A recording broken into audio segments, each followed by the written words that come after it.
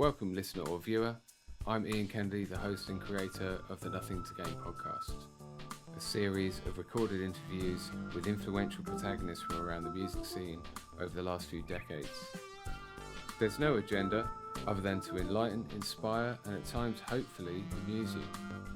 If you like what you see and want to support, you can do so by donating to the GoFundMe campaign by clicking the link in the video description.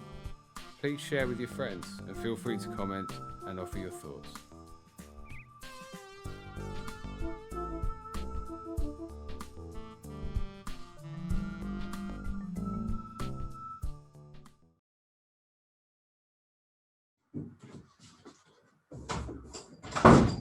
Hello.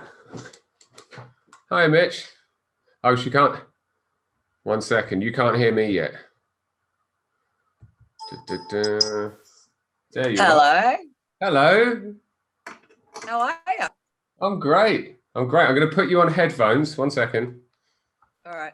How I do things. Yes. Okay. Cool. Cool. So I'm just this. Yeah. Good to see you. Really nice to see you. You too. Gosh, when was the last time I saw you? Carve. I mean, Was it Miami? Oh no. No, it'd be after that. But I think. I mean, I don't know when you moved to Australia. I mean, that's 8 years ago, 7 years ago. Maybe. Well, I was intending to move back to Australia, but I didn't quite make it. Oh, really? Is that Yeah. where you are now? Yes, I got diverted. I got diverted to Bali. Right. Oh, I didn't know. And with your one island to another. One island to, and I believe not that dissimilar as well in terms of its love for creativity in Bali. Well, yeah, it's quite amazing, and it's a little bit more rustic than Ibiza, obviously. Yeah. And there are some pockets that really remind me of Ibiza before it all got whitewashed and VIP'd. Yeah. And obviously it's a little bit quiet around here at the moment. Yeah. So let's before we start chatting, because I know what's happened with these in the past is we connect and we'll start having a conversation, and then we'll have already talked about some things before I'm like, take one, let's go. So at your end, are you hearing me clearly? And right. I'm getting a little bit of a lag on the internet from your end. Okay. Well, I'm afraid that's Bali.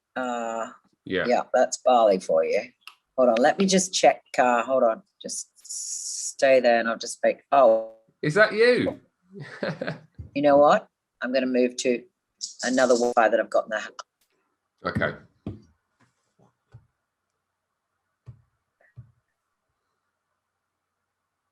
How's that?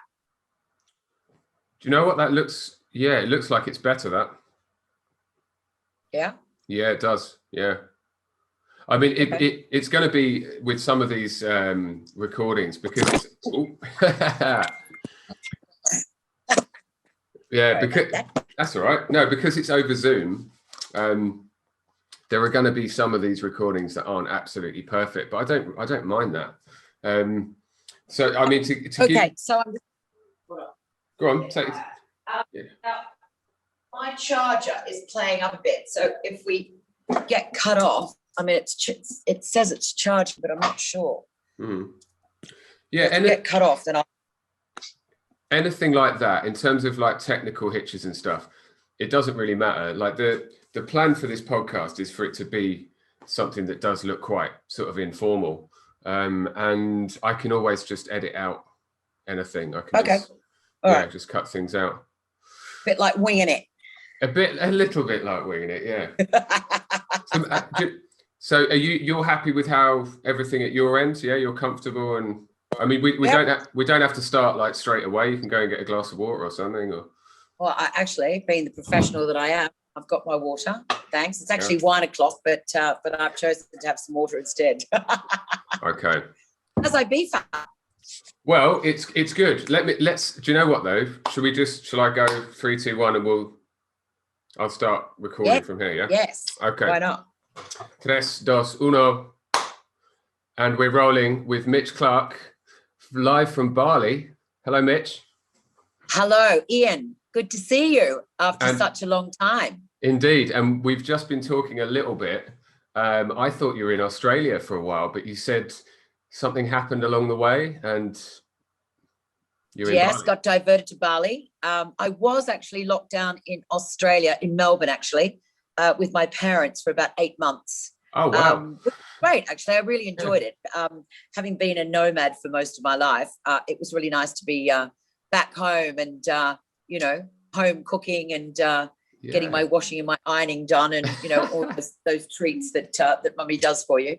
So that was quite nice. And how are they? How are your parents? I mean, they're great, thanks, Ian. They're really, really good. Yeah, they've survived it so far, and they're in really good spirits. Thanks for asking. Yeah, and mine too. I have to. Mine are in. Great. They were in Ireland, where they live in the west of Ireland. My dad had a heart attack in August, but he came through like flying colours. Thank God.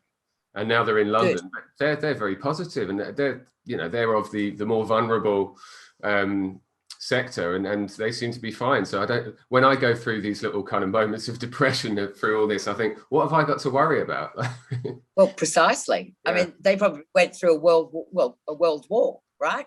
Not mine, no. My grandparents would have. Your grandparents did, yeah. But I guess they were young when it was going on. So they were born just early 50s. So my Oh, I see. Okay. Yeah. Okay. You're not as old as I am then. Right. I know.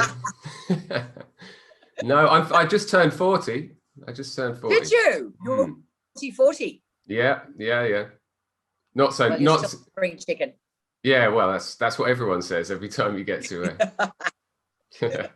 But it was cool, Do you know Sonny was there for my birthday, and Jane and Helen Sadler and my fiance Nell, and it was a nice day. Yeah. Fantastic. Well, it's a good place to have a 40th birthday. I had mine in Ibiza. Yeah. What did you do for that? And I actually had about 200 bloody people at Villa Rocca. Oh wow! When it wasn't even finished, actually. So everybody was coated in dust, and it was pretty mammoth. And I remember the Pet Shop Boys came over for it, and we actually made the Diario. Right. And I remember my bank manager was very, very delighted because I actually invited him, and he was so stoked when he met them. And I remember going to the bank and asking for more money, and the article falling out of our file. He's got that on file. It helps to have a starstruck bank manager, that's for sure. Yeah, right. Yeah, and I'd say they're pretty used to that over here, aren't they? I think so. Yeah. That was virtually your next door neighbour at the time, wasn't it, Villa Rocca? You lived very nearby. That's right. Yeah. Ironically, they actually bought the house for us without us even seeing it. Trusted them, obviously, and it transpired that we could actually see the road going up to Villa Rocca from our house. Yeah. Yeah, I DJ'd and then there. They ended up living. They ended up living next door because they'd rent the villas. And so that was great. We always talked about living next door to each other when we all lived in London. So it was that's the magic of Ibiza for you. Yeah. Well, I'm talking to you now from our new house. We don't own it, but we live near Calacabo now. This is the studio where all the kind of magic happens. Good. And you're engaged. Yes. To be married. Yes. Congratulations. Yeah. Thank you. Yeah. We were due to get married last May, but we had to delay. So that's the way it is. Oh, well, you've got a bit more time to save up for it.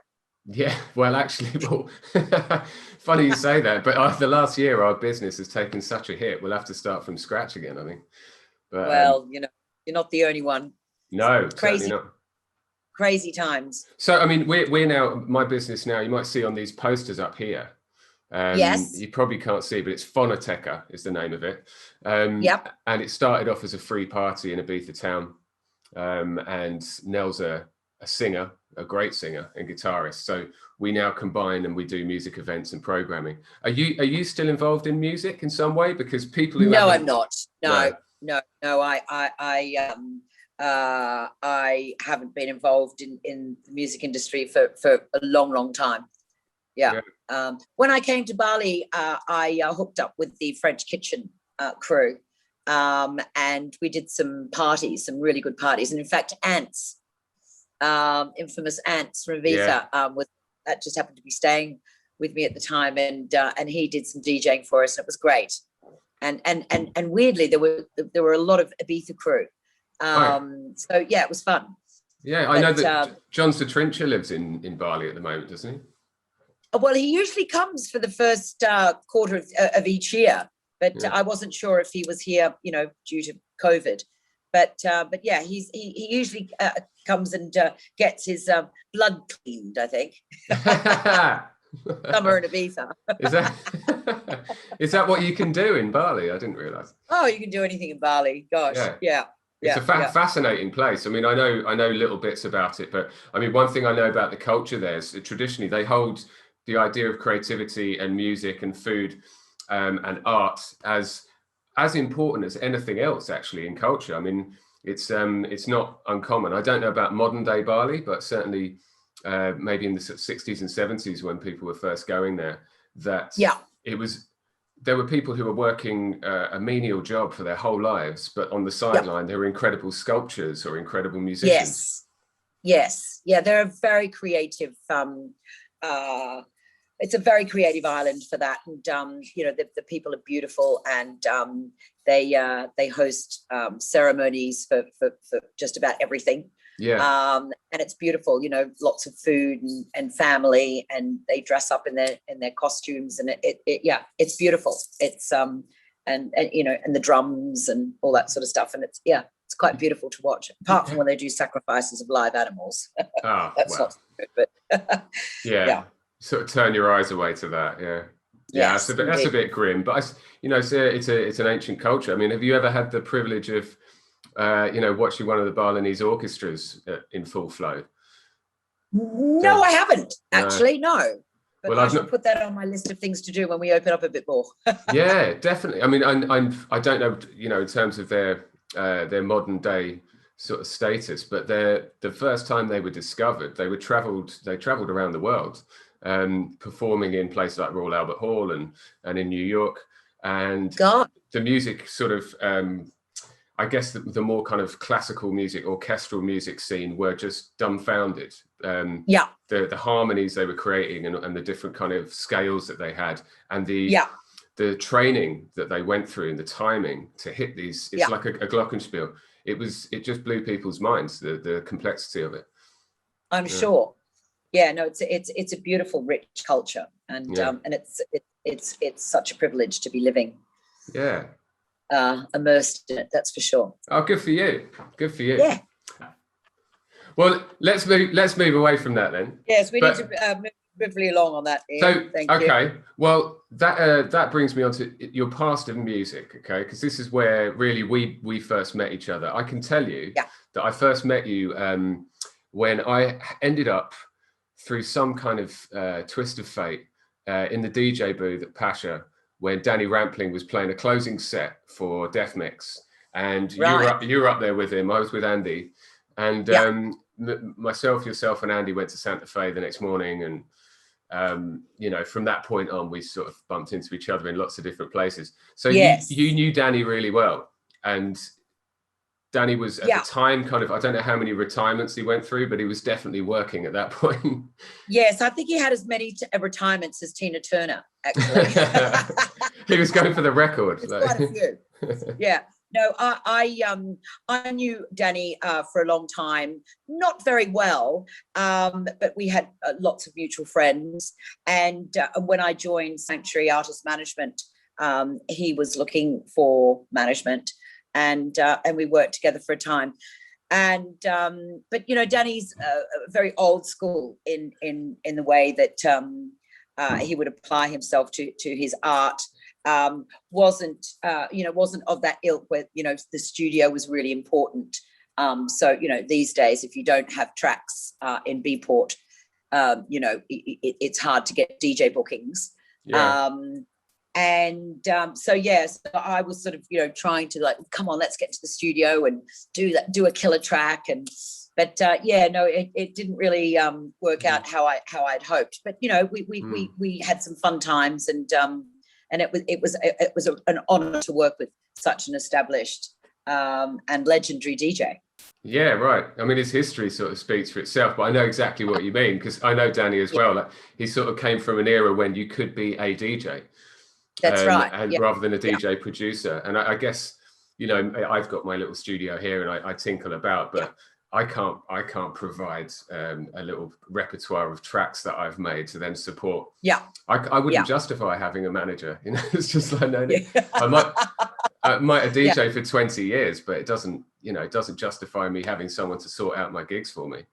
The thing is, I always say, if you're going to bring a manager on board, you've got to have something to manage, and you've got to be earning money in order to pay the commission, so that you're not left eating baked beans. Your manager's riding high, eating steak.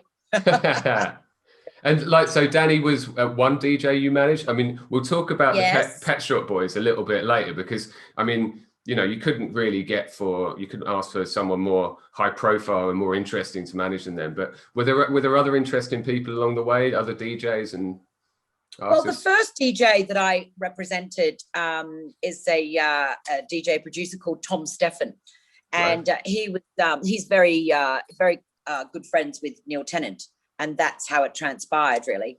And I love dance music, and so I thought, okay, well, maybe I'll take Tom on and apply the pop principle of marketing and promotion. He was firmly embedded in the gay scene. So he took my advice, went to the studio, wrote a track called Revolution that did really well. And that was the springboard into the how do you call it? Like the straight, more commercial side. Oh, okay, of, things. And Matt Learmouth, who is a very established music PR, we brought him on board, and Rachel Birchwood and a few other agents came on, and it was great. For a time, we had a good run, and it was really interesting for me to actually get involved on ground level with the DJ, and then through Tom, I met Victor Calderone.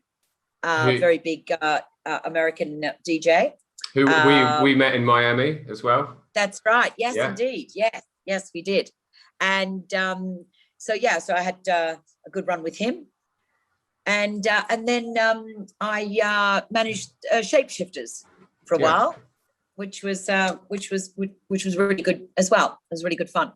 Yeah, well, their music went very, very widespread, wasn't it? It's very successful on disco housing. So in terms of your approach to sort of management and artist management, did you have like a formula, a set approach that you tried to bring artists into, or did you have expectations of each artist that were different, or did you say, right, this is how I do things and you've got to trust me and come along, or did you have a style where you recognize this artist as a particular niche and we'll try and go into there? I'm just interested to know, because it's Well, talking about Tom, for example, I was really interested in managing him and seeing what I could do to move him into the straight world, we call it, right.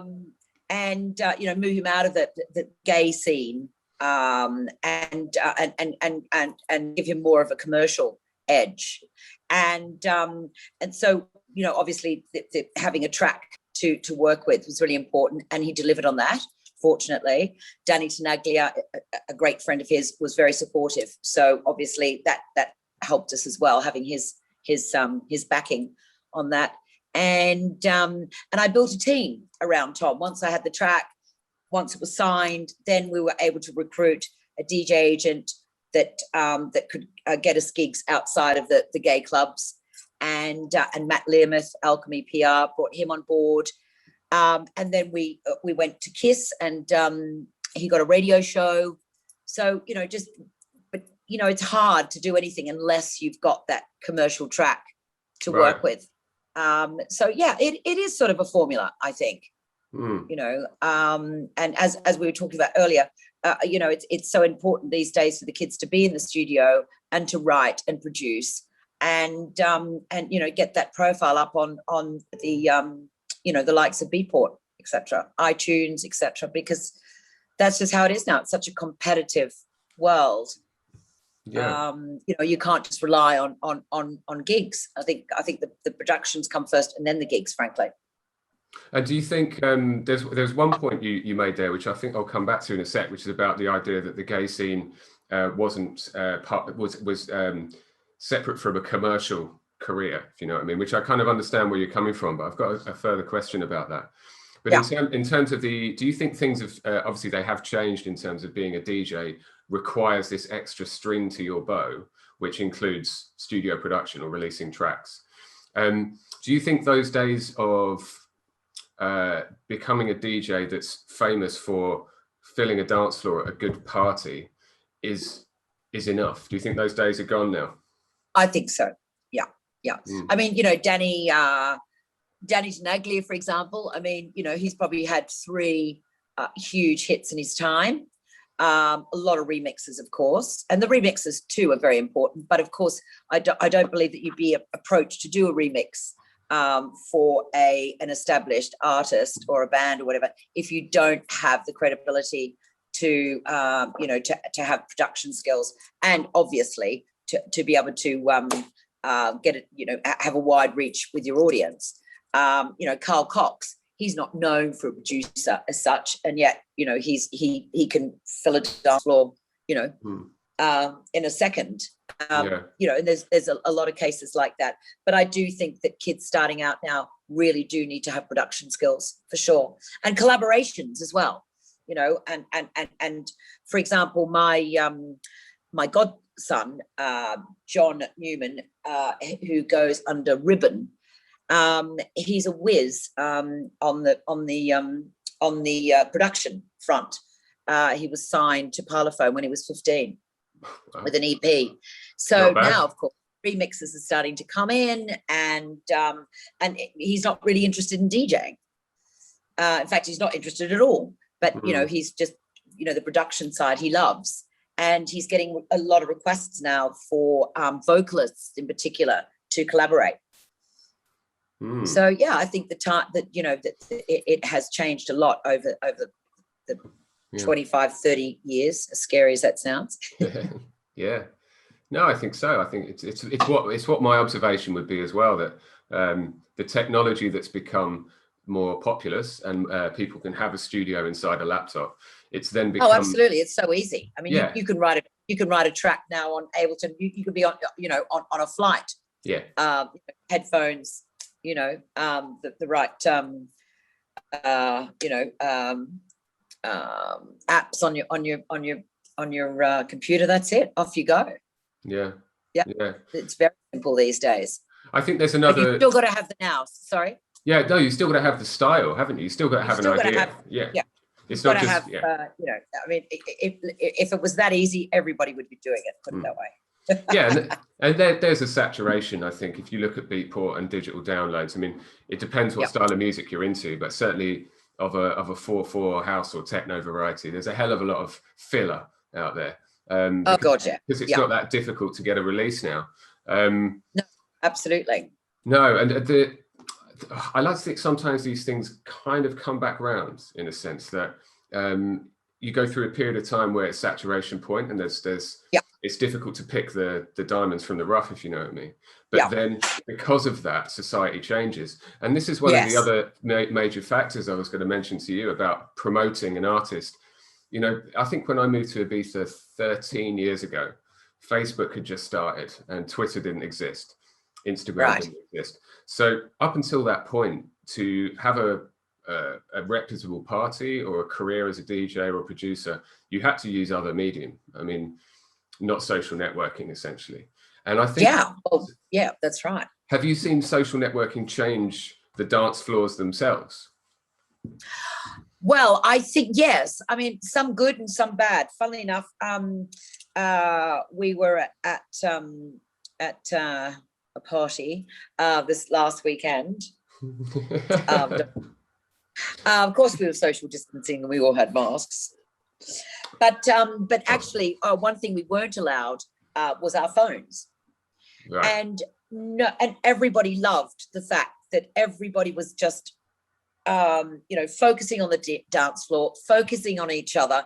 Nobody was on their phones. Nobody was filming this, that. I mean, it was fantastic. It was like the old days when we started out clubbing and we didn't have phones. Or, we had those bloody, those little Nokia things. Well, certainly when I started, the phones were almost a novelty. Yeah. And it was a really good experience.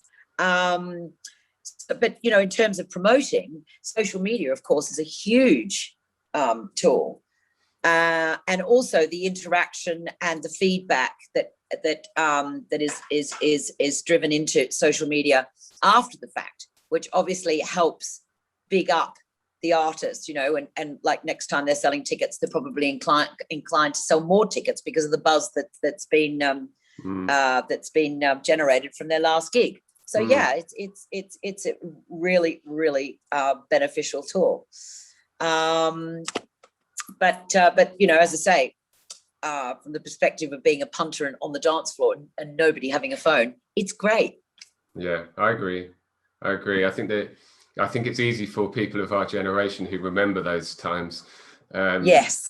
To feel very nostalgic, but I'm not sort of 18 anymore, turning up to a party and to be able to film it and send it to my friends. I probably would have done the same thing. Well, that's what it's about now. Yeah. So going back to what you mentioned about Tom, what was his surname again? Tom Stefan, sorry, I've got a few names running around my head. And about his about trying to convert his career through encouraging him to get in the studio, make a track, and then help him appeal to what you called a more commercial or straight audience. Now, I don't know when exactly this was, but obviously the gay music scene or disco scene that you could go back 30, 40 years really on that history. Yeah, it's got a justifiable reputation for being underground. I'm not so sure if I feel that way anymore. I mean, I don't know if that's necessarily still the truth, but do you think that's a bit of a shame, really, that to commercialize someone, you have to make them appeal more to a straight audience? Well, it's just it's not so much. I mean, obviously, my intention was not to alienate Tom from his fan base, and that was the gay market. But what I wanted to do was find a way of introducing him into a market that had never heard of Tom Stefan before. And over time, what happened was that the straight audience would come and see Tom when he was doing his gay gigs and gay clubs, etc. I mean, there's like Glitterbox, for example, what they're doing. It's a fusion, isn't it? I mean, straight people love going to gay clubs because the music's so, uplifting, and, there's a lot of swishing, and, there's usually a show involved and all that sort of stuff. But, some of Tom's gigs were pretty, like hardcore gay. So you had to be, pretty adventurous to the gay promoters, Wayne Shire and Rod Lay and all that crew that eventually all embarked on Vauxhall. And there was some pretty interesting black boxes. Yeah, Fire. I remember being taken to Fire by Sophie Mack. Believe it or not, we Mummy went Mac. to Mummy Mac. Yeah, we went to Horsemeat Disco. Well, there you are. That's another good example. Yeah, I mean, and they've definitely transcended mainstream now. I mean, I don't know whether people who hadn't heard of them before recognise that they were running a very, very good, very high quality gay night in Vauxhall in a pub. I think we saw Maurice Fulton, who's just incredible DJ. Yeah. Great atmosphere. I mean, as a straight guy myself, there was, there's moments of trepidation, but it's fun. It's just like, just go with it. That's what makes it more exciting, though, right? I suppose so, yeah. And then we went to Fire, and it was underground. It was sweaty.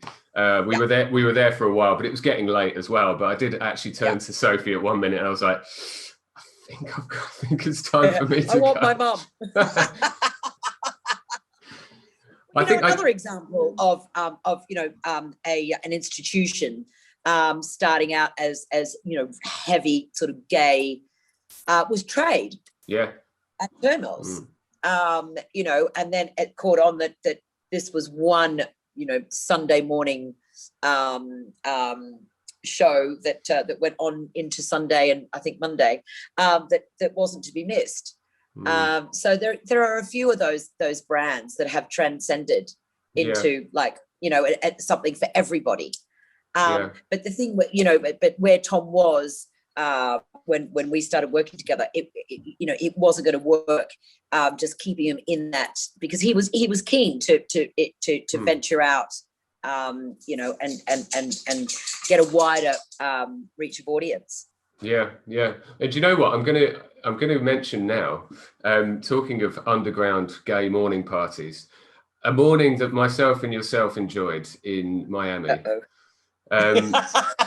It was honestly, it was magical.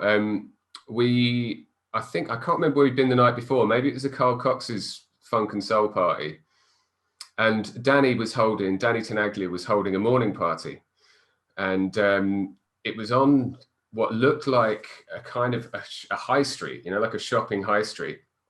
And I turned up a little bit afterwards because I was producing the radio show, and there was just this front entrance where I was like, well, this is definitely the place, but there's a lady cleaning up the bar and it doesn't look like anything's going on here. I kind of spoke through the letterbox as sort of, trying to get her attention, and she ignored me completely. And then this kind of a morning zombie, who's clearly looking for the party as well. He comes up the road, and I thought, well, look, if he's going to be here, there's no way she's going to let me in, right? So I felt like, oh no, I've missed the party. But old Nous Ian, I thought, maybe there's a party antenna was up. Yeah, well, maybe there's a block and there's an entrance around the back. So I walked around the block, and sure enough, I could start to hear this music coming out of the back door of this block. So I walked in, and a huge bouncer just kind of walked out and pretty much picked me up and sort of put me outside. And I said, no, I've been invited by Kevin. And he said, oh, you know Kevin? Kevin McHugh, bless him. Yeah, Kevin McHugh. And he said, really? And I said, yeah. So then Kevin came out, and he's like, in you come. So we spent about 3 or 4 hours with Danny Tenaglia playing, with a huge glitter ball on the ceiling and drag queens and crazy people. It was amazing. I mean, that's pretty much been your lifestyle, hasn't it? Or was for a while. Well, yes. Not just a one-off. Actually, yes. I'm not ashamed to say. I mean, it's just been unbelievable, and I feel very, very fortunate that I had all those times when I did. I mean, my very first experience was the WAG Club in London in 87, and that was just off the hook. And then I was very, very fortunate to be flown to be given a ticket on Concorde when in 87, and my friend had just sold a big club in Sydney, and he wanted to go and explore the club scene in New York, just for a recce experience. And I'd shown him out in London. I took him to Spectrum. It's a Monday night. I think waltzed home at about 8 o'clock in the morning, and went to work, of course. And and anyway, so there I was, and rolling into Paradise Garage. Oh, man. That was the first time I ever met Frankie Knuckles, which was just unbelievable. I mean, I really thought that I'd died and gone to heaven. That was an experience. And I remember I distinctly remember the track that was playing was I always call them the Motherfucker Soul Band, but the MF, what is it? MFSB, Mother, Father, Sister, Brother. Yeah. Oh my God. And honestly, it was amazing, Ian. And at that time, New York was on fire. You had Big Fun, and you had Jackie 60s. You had the After Hours, Save the Robot. It was incredible. Yeah. And I just got a taste for it then, and I just thought, my God, this is something I want to keep doing for as long as I can. Yeah, I bet. I mean, a night like that would change anyone's life, really. It really did, and I'm not the only one. I think, and obviously, what we were experiencing with bits and pieces really heightened those experiences. It was quite remarkable, I have to say. It was like like the 60s with acid and the hippie revolution and all those things, rock and roll in the 50s, and it's so exciting, and it was freedom. Yeah, I can quite believe it. I mean, we're talking just before about underground gay disco, and that's kind of where it was born. And in terms of my musical, my collection and a lot of the vinyl records you'll see up here. Yes. Larry Levan was a huge inspiration. And I was too young, I was born in 81. So, right. Show off.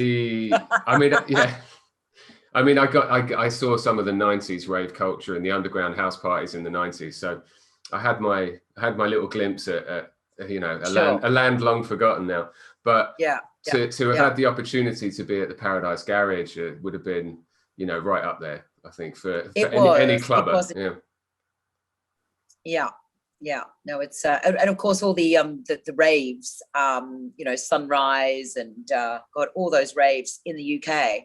Driving out, with just you'd be in a club, for example, the WAG club, and some dude would come up to you with a piece of paper with a phone number on it.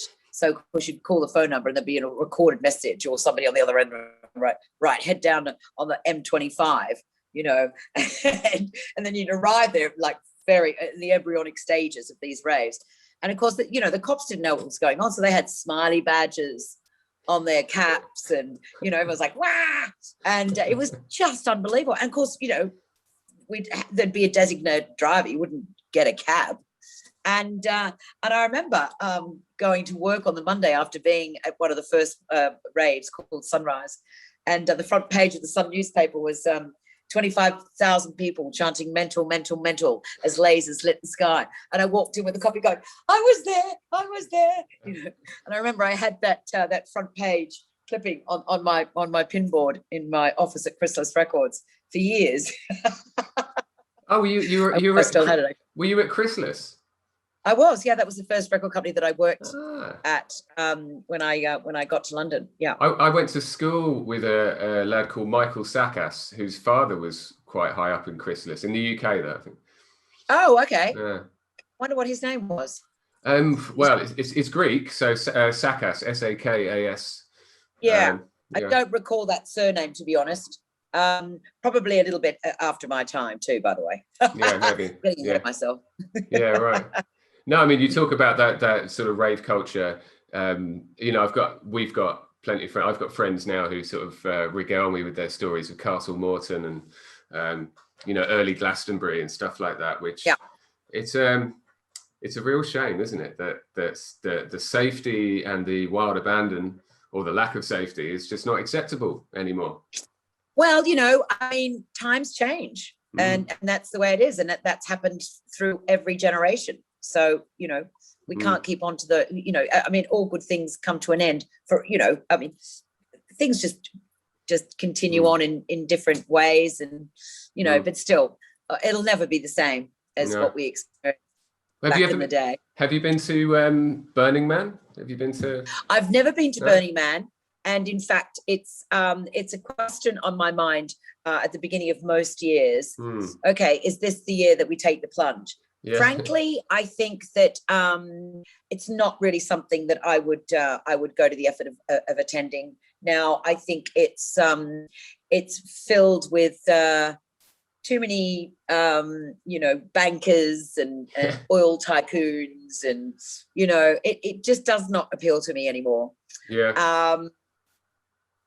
But I think there's actually a festival in Thailand every year. I think it's in December. It's called Wonder Fruit, and that's supposed to be amazing. So that's something I will venture to, if not this year due to COVID, certainly the next year, hopefully. Yeah, great. Oh, it's really nice to see that you're still interested in going to these things, because, you know, for people who are watching this, Mitch is one of the best people you could go out to a party with. There's no doubting that. It's only because I stay up the latest. Well, there's other people. But I love to dance. Yeah. I mean, when I lived in Ibiza, Ian, I mean, I was so trim because I was out dancing all the time. And, and because of COVID now, I mean, we can dance around our living rooms, but it's not so, it's not obviously not so much fun. I mean, I do possess a disco ball. I have to, well, not a disco thing, light, I have to say. And, but it was so great getting out on the weekend and having a really good dance. I was dancing on a speaker, but I don't have any recollection of that. If I was dancing on the speaker, I just thank God I didn't fall off. But you still wouldn't know, like no evidence of that. No. Oh, wonderful. Well, yeah, we've started doing a virtual party on a Saturday night, which is, has its various sort of different visitors too, which it's nice to see people in their own front room stick a disco light on and just dance to music, and that's it. Absolutely. It's not that complicated. It's it's not. And it's just a great release. Apart from being great exercise, but it's just great to have a really good boogie to music that you really love. It's a great stress buster. Yeah, definitely. And God, people need it. And I've been talking to a few friends of mine about. I really like to host a party I'd like to organise a party that happens just after restrictions are lifted in Ibiza, because the idea that dancing is illegal in Ibiza is almost you wouldn't have thought that was ever possible. It's insane. Yeah, it's insane, and people here need it. I mean, that's one of the reasons that we live here. So it's been a period of suffering in that respect. And I was thinking, if you can do a party here in Ibiza just after those restrictions are lifted, it's almost a historic event. And absolutely, I'm very, very keen to make that happen. So watch that space. Well, I think you'll find that there'll be a lot of people attending your party, Ian, and busting some moves after quite some time. Yeah, in a social environment, that's for sure. That's right. What's going on in the world at the moment is absolutely mental. I mean, who would have thought that dancing was illegal in Ibiza? Yeah, it's almost like 1984, isn't it? Yeah, no, you're right, and it's almost as if the powers that be here. I try not to get too political in these shows. I think that it's unless there's a point that people really want to talk about, on a political level. Oh, I think there's enough of it up there, isn't there? Just let's keep it light. And, yeah. No, definitely. I agree. Oh, and also, you've got to be careful what you say now, because they're watching. You get cancelled. Well, this is my own publication, so good luck to them, basically. Yeah, really. Yeah. So do you know what I really want to talk about, and a household name of the Pet Shop Boys, because I remember being a young kid and they were just this. There was a period of time in the late 80s that style of music was coming out of the UK, which you could quite clearly see was coming from. There was a following for it that you couldn't identify in normal society. So it must have been coming from the clubs, but I was a bit young to understand. So how did you get involved with Neil Tennant? And I've forgotten the other guy's name. It's Neil Tennant. Chris Lowe. How did you get involved with actually managing one of the biggest bands in the world at the time? Well, my relationship with the boys started when I joined EMI Records. And that was in 89. Right. And they were on my roster. So at the time they had they just released the album Behavior. Yeah. And but actually it's funny, I must tell you this, because it sort of it works in with the raving antics. I first met Chris Lowe at a house party that that my lodger, well, not my lodger, my landlord, Ivan Kushlik, and I had. I was renting a room from him and his girlfriend at the time, and Ivan was the tour manager for Bros, and and Pet Shop Boys. So we decided to have this mega joint birthday party, and so Ivan invited Chris, and anyway, I remember halfway through this proper house party, we had Denton, their security guy, on the door. There were about 2,000 Bros fans outside the house because they'd been on Radio 1 and announced that they were going to God, I can't remember the name of the street now. God, what was the name of the street? Anyway, they were going to blah, blah, blah street for a party. On Radio 1. Poor old Denton, the bear, God bless his soul, was on the door, trying to, no, you can't come in. And anyway, so it was crazy, but it was fantastic. And I remember halfway through the party, just sitting on the stairs, and there was a guy sitting on the stairs and with me, and we just got talking. And I said, you're nice. I said, what do you do for life? And he said, I'm in a band. And I said, what band? He said, I'm in the Pet Shop Boys. I said, yeah, the Pet Shop Boys, West End girls, right? Anyway, that was that. And then moving forward, about a year later, I got a job at EMI. And anyway, so Chris and I had a little bit of a history as such, a brief history. Right. And so we just rolled really well together. So I would take them off on their promotion trips around the world, and it was great. And yeah, I just started to understand just how amazing they were, and so talented. Neil Tennant is the most amazing lyricist. Chris is an amazing melody writer and a producer and all those things. And they're just amazing. And with it, like, fantastic people, very down to earth, very humble. So I worked with them in that capacity as their promotions manager for near on 10 years. Wow. So, and we shared the same lawyer, Howard Jones at Sheridan. So one day, the boys came to me and they said, we're looking for a new manager and Howard has recommended you. And I was looking to get out of EMI just very quietly. I wasn't inspired by the acts that they were signing. I sort of had an inkling that EMI was going to be sold out to corporates. And yeah, I just wasn't getting excited about jumping out of bed every morning. So it was fantastic timing. Wow. And yeah, it was pretty daunting though, I have to say. But yeah, it was good. It was an amazing experience. Yeah, and it obviously went well. So it was EMI first, and they were on a roster of artists that you were looking after. That's right. Were they yes. Were they the most important artist on that roster? They were pretty. They were probably one of the biggest. They were signed to Parlophone. Yeah.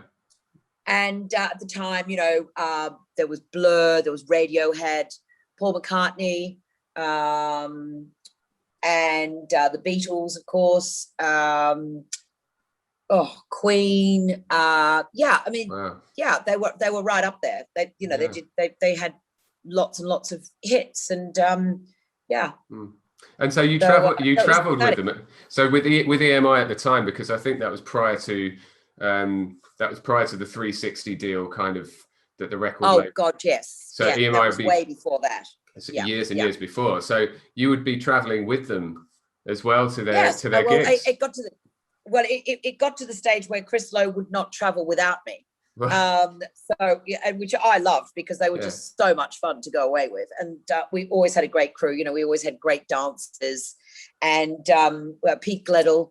Eventually, I then toured with them, but they always had a great posse of people, and just so interesting. It was all about the costumes, and they were obviously, and they still are, very, very, very creative with their from the artwork with Mark Farrow, who's been doing their artwork since day one.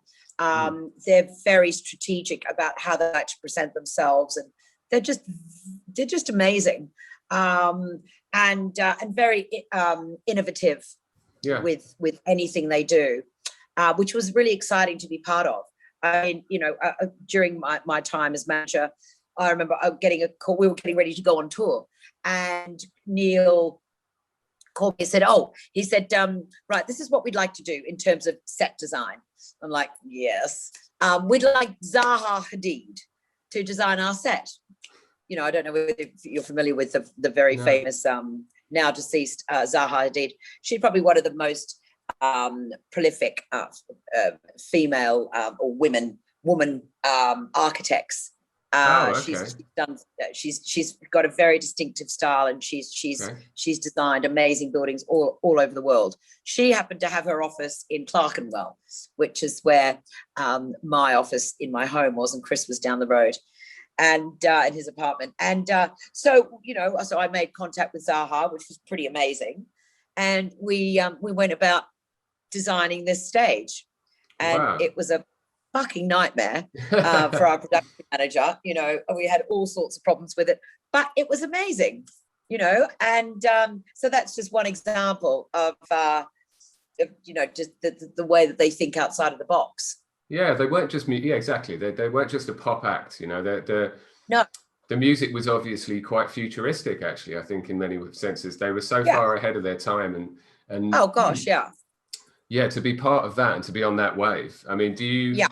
I just lost you. Oh yeah, you're back. Do you? I've got 10% left on my battery, by the way. Oh, okay. Well, look, we can have a little break if you would like, or we can. Sure. Why don't we do that? And because I think that my iPad charges if I'm not on it. Yeah. So let me do that, and I'll hit you up. Yeah. Okay. I can just come back into the Zoom with the same link, right? Yeah, of course. Yeah. I'll stay on, and we'll go part 2. Yeah. Yeah. All right. Perfect. All right. Thanks, Ian. I'll see you in a bit. See you in a bit. Bye. Bye. So we're back with Mitch after a short little break. I just want to say how really nice it is chatting to you again, because obviously this is a year where we spent a lot less time with our friends than we used to. And you've been on the other side of the world for a long time. So I just wanted to say that. I've been thinking about it. Well, thanks, Ian. It's always nice to see your face, and I'm really enjoying the chat. So thanks for thinking of me. No, great. Yeah. Well, at the moment, none of this is published yet. You're going to be in one of the first to be published, the first sort of 10.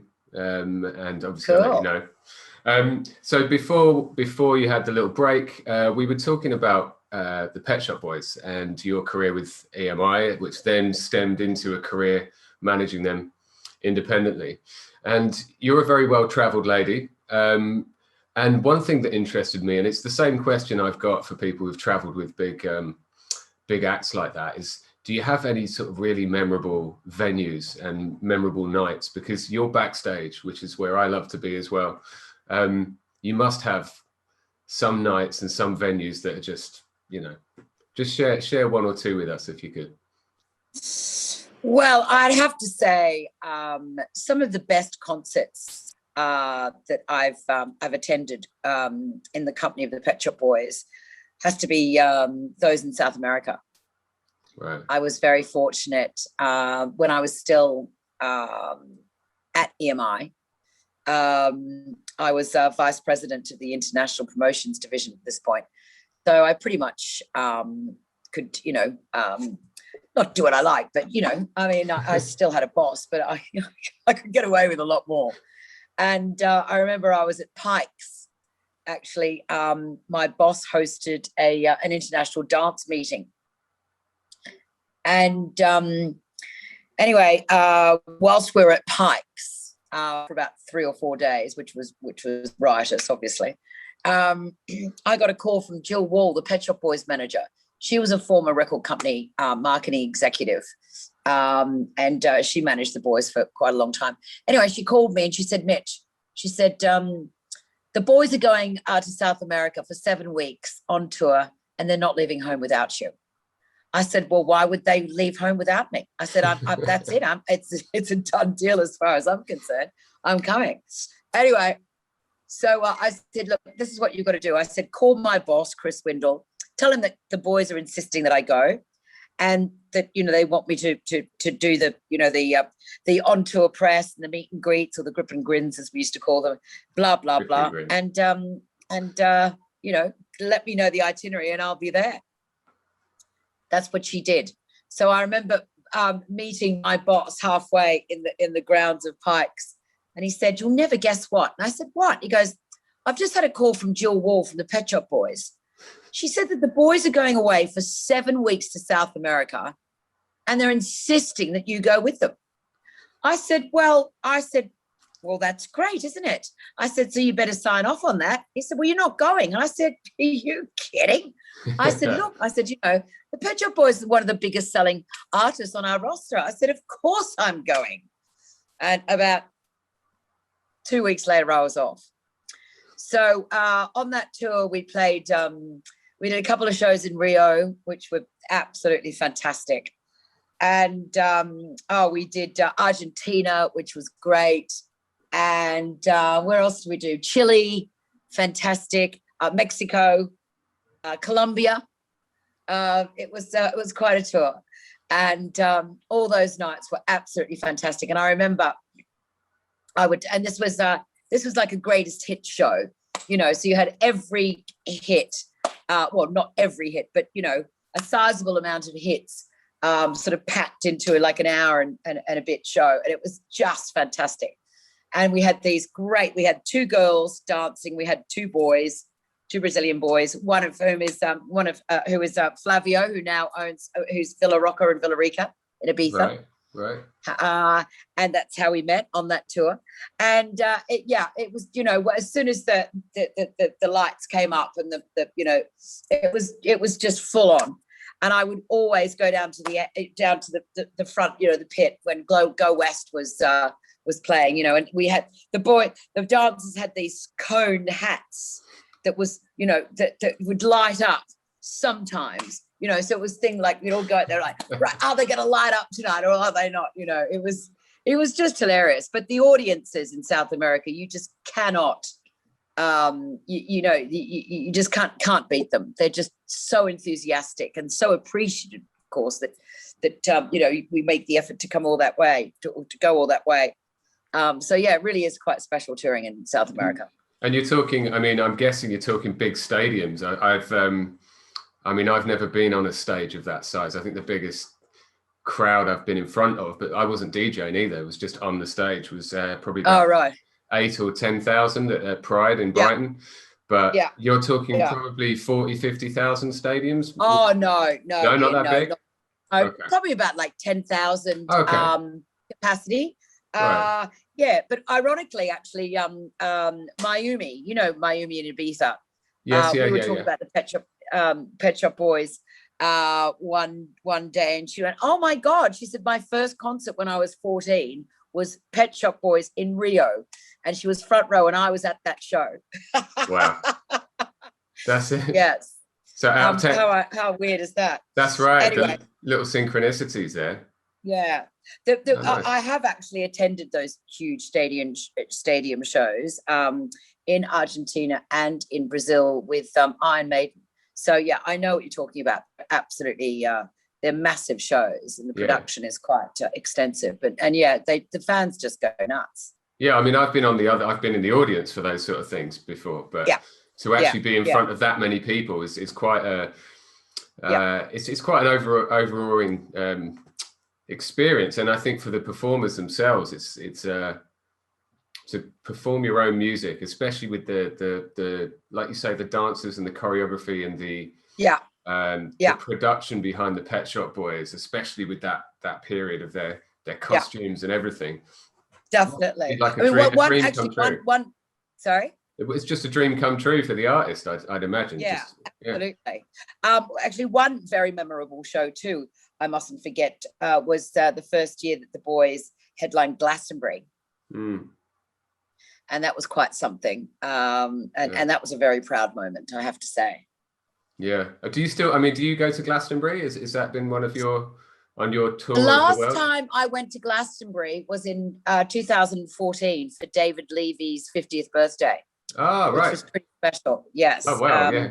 We He was he working then as well? Because he probably. no, well, yes, I get indirectly, yes, and Yeah. because obviously David Levy, who is, as you know, head of one of the heads of William Morris, the dance Right. division for Europe, because David had been associated with Glastonbury for all those years, booking artists on the festivals. They gave him his own Camp David, and and at the time there was a British Airways strike, Right. and he had this whole camp set up. We all had our own airstreams, and Zoe and Fatboy Slim were with us, and Richie Horton were all together, and so he was like, you know what, I'm not letting this British Airways flight ruin my birthday. I've got to have you all there. So he booked us a private jet, and so we reached out between all of us to see who else was stranded in Ibiza and needed to be in Glastonbury, and Eats Everything was one of them, and we had a hilarious journey very early on the Friday morning with Eats Everything and his tour manager, and it was funny. It was amazing. Yeah, that's a motley crew. Yeah, it was pretty special, I have to say. Yeah, that's show business. Oh, nice. Nice. Yeah. So I'm going to move on to a different subject now, because we mentioned, well, I mean, we could talk about stuff like this for a long time, but try and move things along.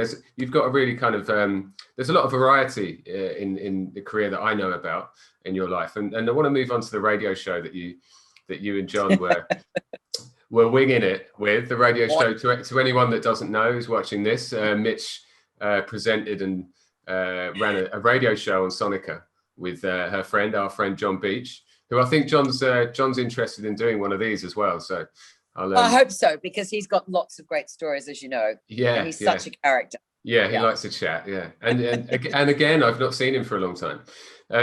So we spoke roughly, like I think about an hour ago, about this Danny Tenaglia party in Miami, where I had the privilege of traveling with you, and just weaving in and out of the Miami Music Conference and taking some interviews, and we were winging it. I mean, I think.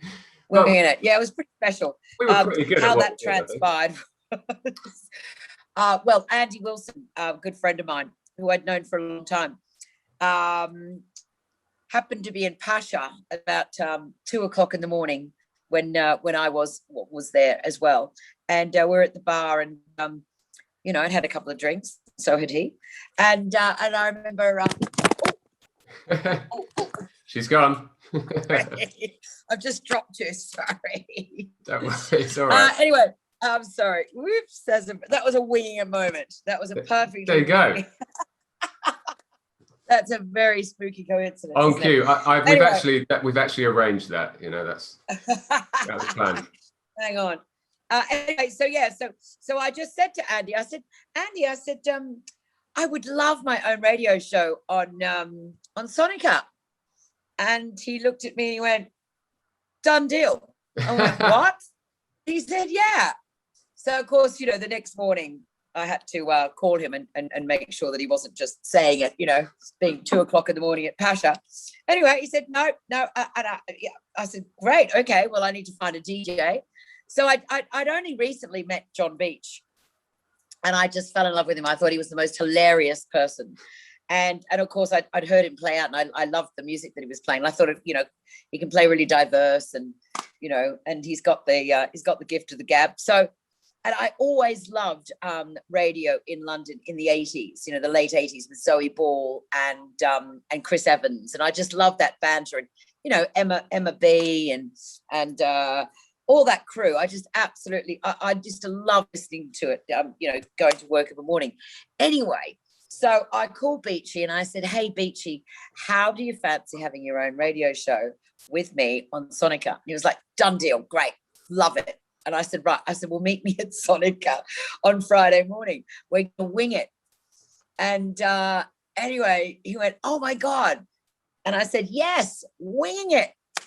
So we rallied around really quickly, and Chaz Smash, our former Madness performer and songwriter for that band, does live in Ibiza. So we quickly got onto him, and we went round to his house, and he recorded a whole load of IDs for us. It's Friday, winging it. Mhm. And it just came together, and Beachy got onto one of his mates to do our infamous logo, the big smiley with wings. And it was just a magical time. It just worked, and it was Friday mornings, and it was one of the happiest times of my time in Ibiza, I have to say. It was that's really, I mean, that's lovely to hear, because it definitely appeared to me, and it sounded as though you're really enjoying it. You had a real natural ability for it, and that's one of the, because I didn't know exactly how quickly it came around, but when you started broadcasting, it was instantly captivated people on the island. And I think, I mean, predominantly that's because of your personality and John's personality and the music that you play. And everyone was tuned in for a while. It was and I think it was funny. All the kids being driven to school, and all the shout outs, and of course inviting Chris from Aura, mixologists, into the radio station to like mixing these cocktails. You could hear the shaker go, at like 10 o'clock in the morning, and Beachy and I are getting progressively pissed. And then sometimes being Friday afternoon or Friday whatever. In Ibiza is dangerous anyway, and we'd have loads of crew rock up at the station. It was just fantastic, and it was all about supporting our mates with businesses and DJs. And I mean, we even had Idris Elba on the show one time when he was doing his residency at Pikes, and he agreed to come on, and he took some time out of his only day off in a while to be on the show, and it was great. We had some cool people on there, including yourself. I think behind scenes, really. I don't think I ever went on the show itself, but I mean, I think the pull of the show, which is the great thing about good radio shows, is that people want to be part of it. It should be fun. Absolutely. Or it should be interesting. And you guys definitely. And how long did it run for, roughly? I mean, because things. We had it for about 4 years. 4 years. It's incredible. Yeah. I mean, I would love to have done it longer, but Beachy started to get busy, and it sort of lost a little bit of its magic, because it was essentially all about Beachy and I, and our banter and the spontaneity of it. And Beach, like some, no sound for 30 seconds, and then the record jumping, or the CD jumping, whatever it was. So those moments were they made the show, really. Let's say part of the charm, I think. That Definitely. Live radio. I mean, what I'm doing right now, talking to you, this is not going to go out live. So any little hitches is you can kind of paper over the cracks. And I think it's a really very impressive achievement to captivate people for that length of time, and especially in Ibiza audience, which are very discerning and sometimes difficult, and can be, if a better thing comes along, they'll go on to that. So all good creative ideas like that I guess they've got a shelf life. I mean, I'm just reading Danny Baker's memoirs, kind of autobiography. Right. Dear Danny Baker. Yeah, well, he grew up just down the road from where I grew up in southeast London. Oh, did he? He's, recently he's had to sack off his radio show, but I think he was doing that for 10 years every Saturday morning, and that's a huge. Yeah, I felt really sorry for him about that. Yeah, I've only just found out about that, actually. I didn't hear about it. Yeah. It's a shame. It must have been really gutting for him to just have to stop like that. Yeah. Because he's natural on radio, sure.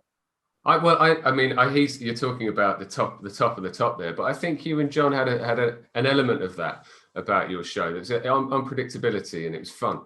And thank you. Yeah, I have to say, since then, I don't know many other shows that have been able to step into those shoes here, really. Well, they probably didn't want to. Yeah. We won't go there again. I mean, we were the terrible twosome, you know, we were a bit naughty sometimes, you know, rolling in from the night before. Yeah. That was, they were, you know, there were a few real winging it moments when, you know, but that's Ibiza, you know, in the summer, you know, there's so much going on, and, you know, it's hard to get home by you know, a reasonable time, as you know, Ian. It's I've no idea what you're talking about. Yeah. I remember that we had I mean, about that winging it show that we recorded some of the parts for in Miami. I think it was, I had to get it to Andy Wilson. I had to send it to him by a Sunday night or something, and I'd been at the Danny's morning party, and then I had to go back to the hotel and kind of piece it together. Get it through. I remember that very well. Yeah, but you did it. You did it. You were very professional, and you delivered it. Made the deadline. Yeah, that's right. And do you know what? That leads me on to another. I mean, I've just sparked about 3 or 4 funny stories. Do you remember the next morning? I think I had to fly back the next day. We went to the guys that help funds Sankey's. We went round to their villa. Oh, David. God, what was his name? David Vincent. David Vincent. That's right. But the Italian guys from New York. We went round to their villa, and they were having a barbecue. And, oh my God! Yeah. And that's it. Rob Toma, Big Rob T. That's Big Rob. That's right. So Rob helped me. Oh my God, you've got such a good memory. Yeah. Oh. Well, I guess. And oh man, I went straight from there to snow bombing after that. So I'm surprised I can remember. But, life on the road, hey? Well, I'd only brought clothes for Miami, and then suddenly I was going up the Alps. Seriously. Oh, see, in my day, if I had to have a quick turnaround like that, I'd just go shopping and put it on expenses. Well, yeah, unfortunately, I couldn't do that. But yeah, I know. Those days are gone, hey? But Big Rob T, so he helped me print off my, I'm just saying this because this is one of the funniest moments we've had together. He printed off my boarding card for me. And that was the last time I saw them, until I went round to your house in Ibiza for dinner one night, and David Vincent was there on his laptop doing the flyers for Sankey's. And and it was like sitting having dinner with the cast of The Sopranos or something. And that's right. Oh my God, that's right. Oh my God, I remember this story. I remember this story now. Yeah. Big Paulie. So yeah. There's this huge mountain of a man called Paulie, who doesn't appear to have anything to do with music or any interest. I think there was maybe a bong going round or something like that, and he sort of took a big sort of hit of this bong, and then got up from the dinner table and walked around onto your decking, and then just this almighty splash. That's right. We turned around and there's water everywhere. I forgot to tell him that there was a swimming pool. It's just soaked. Oh my God. Do you remember it? His phone went in, his camera went in. Do you remember? Yeah. We were like, oh my God. And then I had to find something for him to put on. It is this big. Like. Literally, it was about 3 times the size of me. Well, anyone, really. Yeah. And I remember him squeezing into my rather lush, expensive silk velour it's like a nightgown robe, which I wasn't very happy with at all, because I thought, oh my God, that's the last time I see that. And anyway, oh my God, Ian, thank you for reminding me about the extreme. Oh yeah, the thing is, I was looking straight at him. So if you can imagine, he was facing me for the dinner. He turned around. So in my view, I just saw him just disappear, and then this fountain goes up. Oh my God, how on earth could I have forgotten that? Yeah. Oh gosh. Well, this is these are the little perks, I suppose, of being around funny people in the music industry. And you mentioned another one, Chris Edwards from Aura. Oh, lovely. And him and Amanda now over in Croatia. That's right. And bless them, the place looks fantastic. I just really hope that tourists can get there soon, because they're wonderful hosts, and of course we all know Chris's mixology skills are second to none. So yeah. I miss all that crew in Ibiza. I mean, God, we just had so many great times. There's wonderful parties they used to host at their bar in at Hidden, up north, and they were just wonderful times. Yeah, and Aura days. Then it's not quite like that anymore, Mitch. I have to be honest. No, it's not. I know. It's we were very lucky to experience those wonderful hedonistic days. But also on the wine hill. Yeah, I think it comes down to as well, it's the people, right? So for example, you're over in Bali, Chris is in Croatia, John Beach has been in Brazil and stuff. It's great that you're, as personalities, you're going off into the world and you're taking a little bit of Ibiza with you. Because I think that's a good thing. But then you leave a massive hole behind, these difficult shoes to fill, Well, you've got a place to stay in Bali when you travel again. Yeah. So it's quite convenient if we're scattered all over the world, because we have the benefit of visiting each other, of course. Yeah, and Chris and Amanda actually, with like no exaggeration, pretty much saved my relationship in Croatia.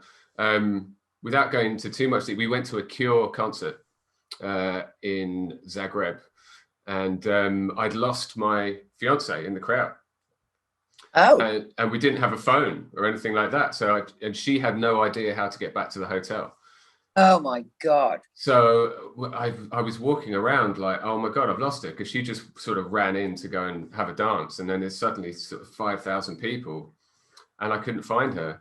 And just at that moment, who appears but Amanda and Chris? No way! Seriously, standing next to me. And they were like, Ian, what's wrong? And I was just like, he got me a beer. They consoled me. They just looked after me. Yeah, they're beautiful people. Yeah, they're little angels that night. Yeah, definitely. You were blessed. Yeah, right. Yeah. So what about next? What's the future hold for you, Mitch? I mean, you said you're not in music anymore, but you've got a very nice life in Bali. What are you doing at the moment? Is there anything you want to tell us about, or things you do in the future? Well, I've started writing my memoirs. Oh, wow.